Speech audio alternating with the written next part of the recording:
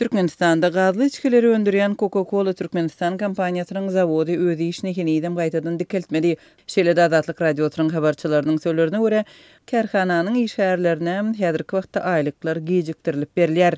Coca-Cola zawody hinidem işlemýär, önüm çykarmýar, işgärleriň aýlyklaryny gejikdirýär. Hinide çenli salgytlary degişli käbir meseleleriň kadalaşdyrylmanlygyny aýdýarlar diýip Azatlyk Aşgabatdaky habarçysy bu şirkete ýakyn çeşmelerine salgylanyp habar berýär. Onuň söýlerine görä kompaniýanyň işini dikeltçeginiň özü de sorak astynda galýar. Baş kompaniýa tarapyndan çynlakay dawa edilmezligi üçin bu kärhanany häzirlikçe ýok etmeýänligine hemme göz getirýär diýip habarçymyz belliýär. Azatlyk radiosy Coca-Cola Türkmenistan şirketiniň eýesi Türkiýanyň Coca-Cola içecek kompaniýasyndan kommentariýa almagy tinanşýar.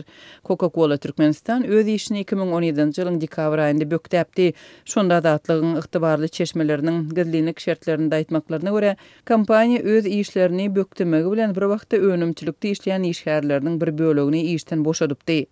Türkiýanyň Coca-Cola içecek kompaniýasynyň wekili Aleksandra Akkerman şol ýagdaýlar barada 2017-nji ýylyň 5-nji dekabrynda Azatlyk radiosyna beren interwýusunda kompaniýanyň Türkmenistanda valyuta çalyşygyna degişli käbir kynçylyklary başdan geçirýänligini, şu sebäpden onuň işiniň bökdülenligini aýdypdy. Şonda Coca-Cola Türkmenistan kompaniýasynyň işiniň doly bes edilmegi barada gürrüň edilmeýänligini belläpdi. Türkmenistanda Coca-Cola önümlerini çykarýan kärhana Aşgabatyň 11-nji etrapçysynda ýerleşýär.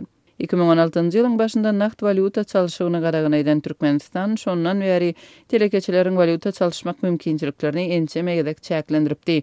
Azatlyk radiosynyň habarçylarynyň söýlerine görä şu gün Türkmenistanda Coca-Cola kompaniýasynyň Dubayda, Özbekistanda we Eýranda öndürilen önümleri satylýar. Hususanda 1,5 litrlik önümiň bahasy häzirki wagtda ortaça 30 we 35 manat aralygynda satylýar.